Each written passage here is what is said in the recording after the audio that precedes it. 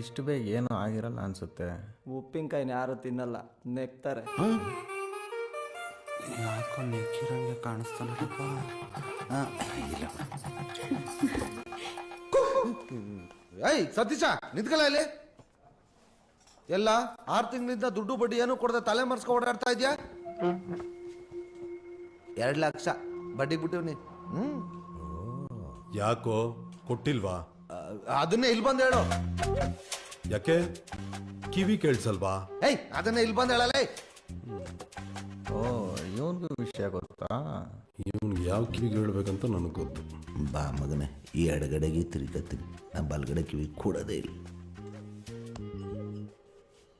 ಸಂಧ್ಯಾ ಯಾವತ್ತಿದ್ರು ನನ್ನೊಳಗೆ ಇರ್ತಾಳೆ. ಈ ಜನ್ಮದಲ್ಲಿ ಅವಳು ನಿಂಗೆ ಸಿಗಲ್ಲ. ಸುಮ್ಮನೆ ಕನ್ಸ್ಕೊಳಕ್ ಹೋಗ್ಬೇಡ, ಓಕೆನಾ? ಓಕೆ. ಹಾ, ಮಾತಕ್ಕೆ ತಪ್ಪಾರ್ದು. ಓಕೆ, ಮಿಸ್ ಆಗಂಗಿಲ್ಲ ಅಷ್ಟೇ. ಫಿಕ್ಸು. ಅವ್ನು ಜೋರಾಗಿ ಮಾತಾಡದ್ನ ಮೆಲ್ಲ ಮಾತಾಡದ್ನ? ಅವ್ನು ಹೆಂಗೆ ಹೇಳಿದ್ರೆ ನಿಂಗೇನು? ಜೋರಾಗಿ ಮಾತಾಡಿದ್ರೆ ಎಲ್ಲರೂ ಕೇಳಿಸ್ಕೊಂಬಿಟ್ಟಿರ್ತಾರೆ ಅಂತ. ಮಾವ ನೋ ಪ್ರಾಬ್ಲಮ್, ಕೈ ತೊಳಿತಾ ಇದ್ರು ಅಷ್ಟೇ.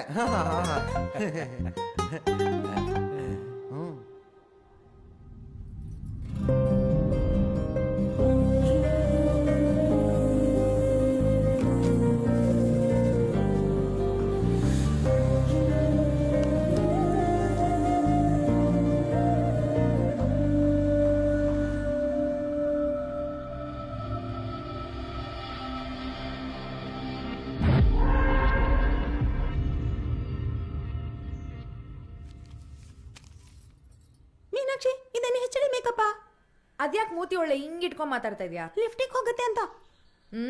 ನೀನ್ ಕೊಡೋ 300 ರೂಪಾಯಿಗೆ ಅದು ಬೇರೆ. ಸೂಪರ್ ಆಗಿ ಕಾಣಿಸ್ತಾ ಇದೆಯಾ ಬಿಡು. ಹೌದಾ?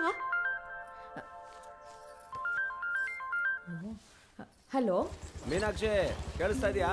ಹಾ, ಕೇಳಿಸ್ತಾ ಇದೆ, ಹೇಳೋಣ. ಅದೇ ಪಾರ್ಟಿ ಕರ್ಕೊಂಡು ಜಮೀನ್ ಹತ್ರ ಹೋಗ್ತಾ ಇದ್ದೀನಿ. ಒಳ್ಳೇದಣ್ಣ, ಒಂದ್ 3 ಲಕ್ಷಕ್ಕಾದ್ರೂ ಮಾಡಿಸಿ. ಏನೊಂದು ಎಕರೆನ ಐತೆ, ಇರೋದು 18 ಕುಂಟೆ, ಅದ್ರಲ್ಲಿ 108 ಕಿರಿಕ್ ಬೇರೆ.